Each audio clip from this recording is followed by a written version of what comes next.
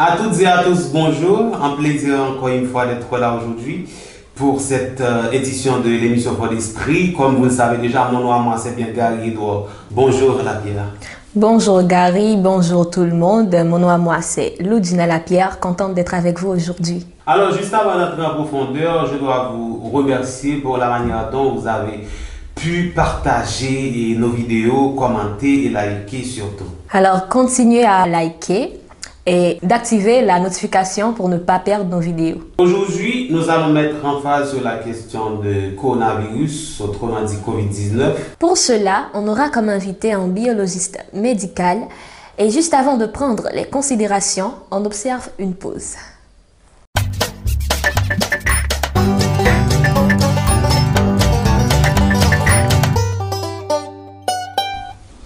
Mesdames et messieurs, comme je vous l'avais annoncé, on a notre invité sur le plateau de Fort d'Esprit. Il va en quelque sorte nous parler du Covid-19. Et juste avant d'entrer en profondeur, nous allons présenter monsieur. Bonsoir. Bonsoir, je suis Elgensi François, biologiste médical. J'ai obtenu une licence. Je suis également journaliste. Je travaille à l'hôpital Saint-Nicolas de Saint-Marc en tant que biologiste médical. Je co-présente également une émission sur la radio Max FM intitulée On cherche les lumières, diffusée chaque samedi de 5h à 7h PM. Voilà. Je pense que c'est intéressant de sa part, bien sûr, et nous allons pouvoir en quelque sorte trouver ou joindre des éléments et probants pouvant nous permettre de faire face à ce virus qu'est Corona. Ma première question pour toi, monsieur, qu'est-ce que tu pourrais nous dire du coronavirus ou Covid-19? Qu'est-ce que c'est? Covid-19, donc étymologiquement, on voit co signifie corona, v virus, et puis D 19, c'est pour faire référence à l'année pendant laquelle l'épidémie a été débutée. En fait, avant même d'entrer d'emblée dans cette question, je dois vous dire que les coronavirus forment une vaste famille de virus qui engendrent des infections qui peuvent aller d'un simple rhume jusqu'à des formes très graves, par exemple le SRAS, syndrome respiratoire aigu et sévère. Mais avant, on ne pouvait pas contracter le coronavirus parce que c'était seulement entre eux et les animaux. Mais à partir de décembre 2019, surtout dans la région chinoise de Wuhan, on a constaté que les coronavirus sont zoonotiques, c'est-à-dire qu'ils peuvent être transmis d'un animal à l'homme. Donc, coronavirus, la maladie à coronavirus scientifiquement dénommée le SARS-CoV-2, parce que c'est une nouvelle souche qu'on a découverte. Donc, elle est transmise de manière interhumaine. Donc, c'est une maladie qui attaque les voies respiratoires. Donc, elle peut provoquer des symptômes tels que la fièvre et une toux sèche. Juste avant. Et tu viens de dire tout à l'heure que cette maladie pourrait être transmise d'un animal à l'homme. Comment pourrais-tu expliquer ça? Exactement. Donc, avant, laisse-moi parler du SARS-CoV-1, donc la première souche qu'on avait découverte.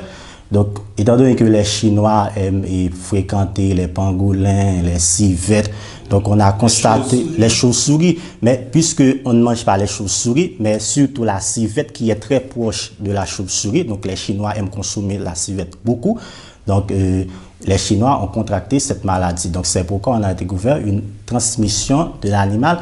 Alors, mais jusqu'à présent, on n'a aucune idée de l'origine du CoV-2, du nouveau coronavirus. On ne sait pas exactement quelle est la source. On ne sait pas exactement si c'est un animal qui a provoqué ça chez l'homme. Mais le virus a muté, donc il y a une mutation génique au niveau du virus, parce que chaque virus qu'on retrouve quelques mois ou quelques années après, il y a toujours une nouvelle souche. Et c'est cette nouvelle souche qu'on est en train d'étudier, qui donne beaucoup du fil à retordre aux chercheurs, aux scientifiques jusqu'à présent. Ok, c'est vraiment intéressant. Quand on parle de période d'incubation, qu'est-ce que c'est que ça? Donc, la période d'incubation, c'est le temps qui s'écoule entre l'infection et l'apparition des symptômes. Donc, pour le SARS-CoV-2, on a évalué une période d'incubation allant de 2 jusqu'à 14 jours. Donc, il y a beaucoup de personnes qui sont asymptomatiques, c'est-à-dire on attrape le virus, mais les symptômes ne vont pas encore apparaître. On les appelle porteurs sains, c'est ça? Bon, porteurs sains, c'est désuet. Donc, en épidémiologie, on n'utilise plus. Donc, c'est asymptomatique. Donc, on peut toujours dire porteur sain, mais si on veut parler de nouveautés, si on veut montrer qu'on est à jour, donc on utilise le mot asymptomatique. Nombre de gens disent que le coronavirus est une pandémie et il y a ceux-là qui disent aussi que le corona est une épidémie. Qu'est-ce que tu pourrais nous dire? Quelle est la différence qui existe entre pandémie et épidémie? Okay. Donc, en épidémiologie, donc, les maladies infectieuses existent d'abord sous forme de cas sporadiques, c'est-à-dire on commence à retrouver des cas isolés, donc une personne est à Saint-Marc, une personne est à Jérémie. Après quelques temps, donc, la maladie évolue sous forme d'endémie. Donc, endémie, donc, il y a un nombre élevé de personnes contaminées, encore infectées, qui commencent à apparaître. Après, et on passe en phase d'épidémie. Donc l'épidémie, le nombre est beaucoup plus croissant. Donc et ça commence à apparaître dans les autres régions, dans les autres départements du pays. Et pour parler de pandémie, donc c'est lorsque la maladie prend une extension internationale. Donc par exemple, le coronavirus est passé de la phase épidémique à la phase de pandémie.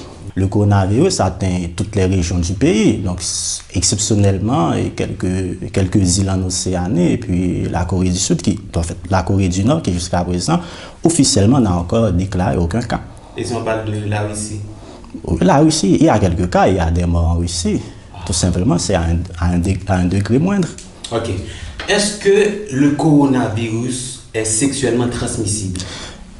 Moi, je suis scientifique, donc je dois apporter des réponses scientifiques. Donc, sur une base scientifique, aucune étude n'a prouvé que le COVID-19 est une MST, ou encore une maladie sexuellement transmissible. Donc, vous pouvez être serein. Donc, il n'y a aucun risque pendant que vous faites des rapports sexuels.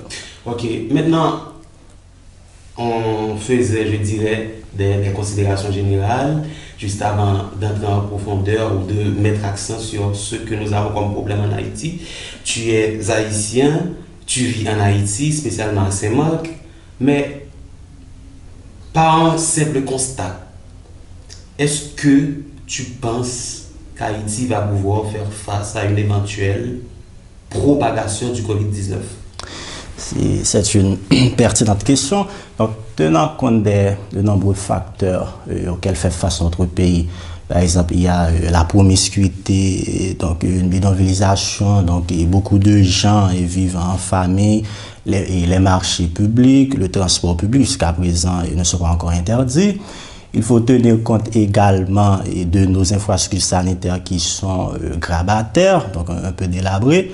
Donc, un système sanitaire, il n'y a pas vraiment d'équipement, de matériel. Par exemple, moi qui travaille à l'hôpital Saint-Nicolas, donc c'est avec beaucoup de difficultés que je peux trouver un masque.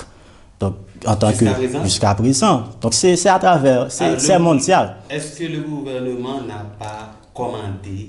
Bon, j'ai entendu parler de ça en tant que journaliste, j'ai entendu parler, mais jusqu'à présent, c'est une crise mondiale. L'OMS avait déjà fait une alerte. Donc, à cause de cette pénurie, donc il faut utiliser de manière rationnelle les masques. Être technicien médical stipule que tu as un œil sur le monde, ouais, surtout dans le domaine médical. Tu as entendu parler de Didier Raoult? Oui, le professeur Didier Raoult, oui, qui est médecin. Oui. Yeah.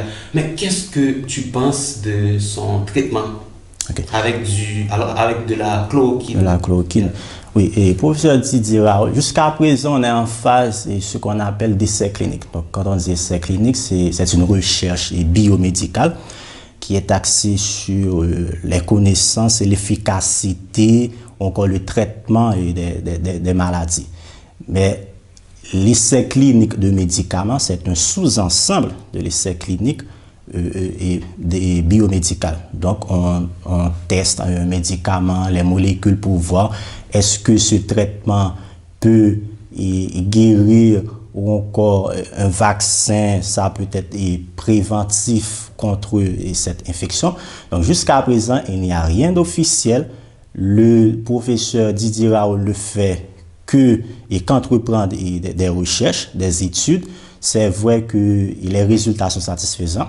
Donc, c'est sur des patients et sur lesquels il a testé cette association azithromycine et l'hydroxychloroquine. Donc, il a obtenu des résultats satisfaisants. Donc, on ne peut pas le nier. Mais jusqu'à présent, rien d'officiel. Rien d'officiel parce que les personnes qui ont développé une forme grave de la maladie et ce médicament ne peut rien faire, sinon qu'aggraver leur situation. Et tout à l'heure, on était en train de parler de masques, oui. Des éléments qui vont nous permettre de combattre le Covid-19. Mais en Haïti, on voit presque tout le monde porte des masques, mais est-ce qu'il est obligatoire pour quelqu'un de porter un masque sans être infecté? Ok, donc je vais parler sur deux aspects pour cette question. D'abord, comme je l'avais dit préalablement, il y a une pénurie de masques à l'échelle mondiale. Donc, il faut les utiliser et à bon escient. Donc, il faut éviter un usage abusif. Donc, il faut en éviter. Donc, étant donné que notre pays ne produit pas, nous n'avons pas des compagnies qui confectionnent des masques. Donc, il faut attendre l'aide étrangère. Donc, il faut éviter, si on ne tousse pas, si on est chez soi, on ne présente pas de symptômes, on ne fréquente pas beaucoup de gens, donc il n'est pas obligatoire de porter un masque. Ça, c'est le premier aspect. Le deuxième aspect, si on sort, par exemple moi, lorsque je sors, il est important de porter des masques, puisqu'on ne sait pas qui on va rencontrer. Je vous l'avais dit, la plupart des personnes sont asymptomatiques, donc elles ne présentent pas des symptômes. Donc, si on rencontre une personne qui tousse, qui éternue, ou bien qui libère des gouttelettes dans sa bouche, donc pour se protéger, il faut porter un masque. Tu viens de nous expliquer, une fois être en pleine rue, et on doit porter des masques. Mais est-ce que le Covid-19 se propage dans l'air? Jusqu'à présent, la transmission par voie aérienne n'a encore été prouvée. Donc, on attrape la maladie, c'est soit directement, soit indirectement. Donc, directement à travers les gouttelettes que la personne infectée transmet dans l'air. Donc, si on est à une distance de moins d'1 mètre, donc on respire et ces gouttelettes qui tombent sur notre bouche, dans notre nez et les yeux, donc on peut attraper la maladie directement. Ou bien indirectement, lorsque la personne infectée tousse ou éternue et ces particules vont tomber sur des objets, des surfaces, et puis nous, on va manipuler ces objets, on va toucher ces surfaces sans laver nos mains, on les porte dans notre bouche, et les yeux ou le nez, donc on va être infecté. Mais, et si par exemple, je viens de pénétrer quelque part, mais en ouvrant la porte, et je touche la clé, c'est ça? Oui. Donc l'élément pouvant me permettre de pénétrer la chambre ou un salon, et cet élément, je dirais, a été touché par une personne infectée. Donc, est-ce que le virus peut en quelque sorte se tenir pendant quelques heures avant qu'il s'enfuit? Oui, exactement.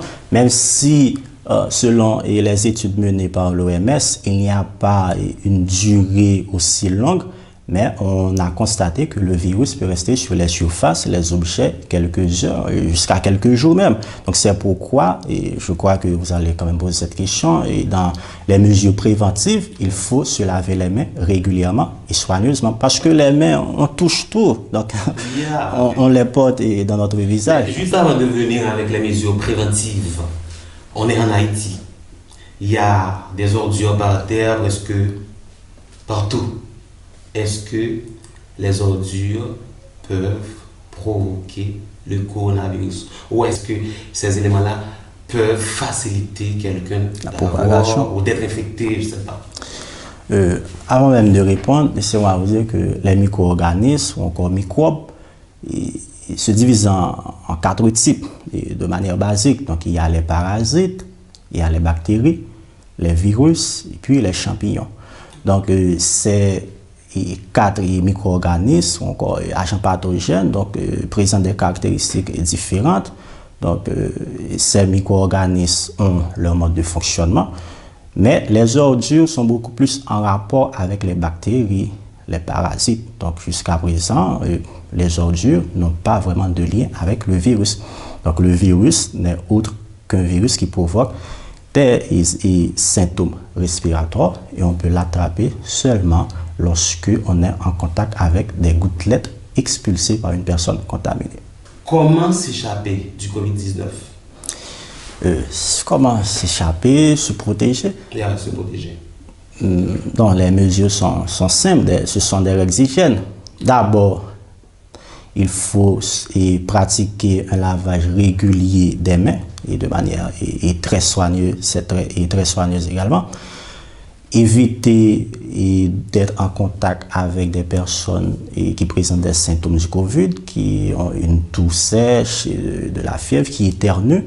Il faut également respecter la distanciation sociale parce que les gouttelettes... 1,50 m, c'est oui, ça? Bon, 1,50 m parce que les gouttelettes émises par une personne infectée peuvent s'étendre jusqu'à une distance de 2 mètres. Donc jusqu'à présent, 2 mètres, c'est pourquoi on dit qu'il faut garder au moins 1,50 m jusqu'à 2 mètres même.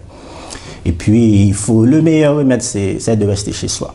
Est-ce que tu penses qu'une personne vivant en Haïti peut rester chez elle? Confiné. Bon, par rapport à notre pays, donc on peut pratiquer un confinement partiel. Donc, un groupe de personnes sortent de telle heure à telle heure. Par exemple, je regarde les décisions prises par la mairie du Cap-Haïtien. Donc, les marchés publics vont fonctionner 3 fois par semaine. Donc, on peut faire ça à Saint-Marc. Donc, mardi, jeudi, vendredi, à Saint-Marc. Il y a la rencontre des gens. Oui. Au niveau des marchés publics. Oui, quand même. Des gens. Voilà, les gens donc, se mêlent. Justement, donc c'est pourquoi j'ai parlé d'un confinement partiel. Donc, on ne peut pas pratiquer un confinement total. Donc, il faut sortir parce que nous vivons dans un pays où on pratique une économie informelle. Donc, 90% des personnes doivent sortir et vendre leurs produits alimentaires. Et la personne qui vend de la pistache, de la figue banane et les cartes de recharge, donc elles doivent sortir au dehors pour faire un peu d'argent et rentrer chez eux. Ces personnes-là vivent au quotidien. Justement, donc au quotidien. Donc c'est extrêmement difficile. Mais ça revient aux autorités de mettre une politique sur place afin d'aider les gens qui sont beaucoup plus vulnérables pour éviter cette propagation due à la maladie. Mais est-ce que cette distanciation sociale que parlent ces autorités peut être respectée en Haïti réellement, honnêtement? Bon, si on parle d'un profond réalisme, c'est non. Donc on ne peut pas respecter la distanciation sociale. Donc, parce que il y a une bidonvillisation, donc beaucoup de gens laissent les campagnes pour venir habiter en ville. Donc, il y a les business qui se trouvent en ville, les marchés publics. Jusqu'à présent, le transport public, donc c'est comme toujours. Les gens sont entassés justement comme des sardines. Voilà, donc on ne peut pas. Donc, on n'a qu'à faire respecter les règles d'hygiène. Dans la mesure du possible. Justement. Donc, les règles d'hygiène, mais pratiquer le confinement, c'est impossible en Haïti. Est-ce que les personnes qui souffrent des maladies incurables sont plus exposées au COVID-19? Exactement. Donc, les personnes qui souffrent des maladies antécédentes au COVID donc, sont plus exposées, elles sont plus vulnérables par rapport à d'autres personnes. Donc, lorsque le virus pénètre dans un organisme qui est déjà défaillant, donc le virus va créer des complications beaucoup plus graves. C'est pourquoi, jusqu'à présent, parmi les 3 personnes qui sont décédées en Haïti, on voit que ce sont des personnes qui souffrent de diabète et d'hypertension artérielle. Elles sont très âgées. Oui, justement, donc 69 ans, 55 ans, donc pour la 3e personne, je ne sais pas encore l'âge. Donc, elle souffre de diabète, de maladies cardiaques, maladies rénales. Et il y a d'autres. Laissez-moi vous dire que le virus n'est pas en lui-même mortel. Contrairement à la première souche de coronavirus qu'on avait découverte environ en 2002-2003. Et donc, lorsque le virus pénètre dans un organisme qui est déjà défaillant, donc le système immunitaire de cette personne, il n'est pas aussi fort, par exemple un PVVIH, donc qui ne prend pas régulièrement ces médicaments, et des personnes qui souffrent d'autres symptômes respiratoires, une personne asthmatique, une personne qui a une pneumonie, qui avait des problèmes au niveau de ses bronches. Donc, le virus a profité de ce système défaillant pour créer des complications, des dégâts. Donc, à travers le monde, en Italie et aux États-Unis, donc les personnes qui sont décédées sont des personnes qui souffrent de ces maladies. Parce que environ 80% des personnes guérissent sans avoir besoin de traitement particulier. Si par exemple, une personne est âgée de 16 ans, 15-16 ans, est-ce que cette personne va pouvoir faire face au Covid-19? Oui, la maladie frappe tout le monde. La maladie frappe tout le monde à tous les âges.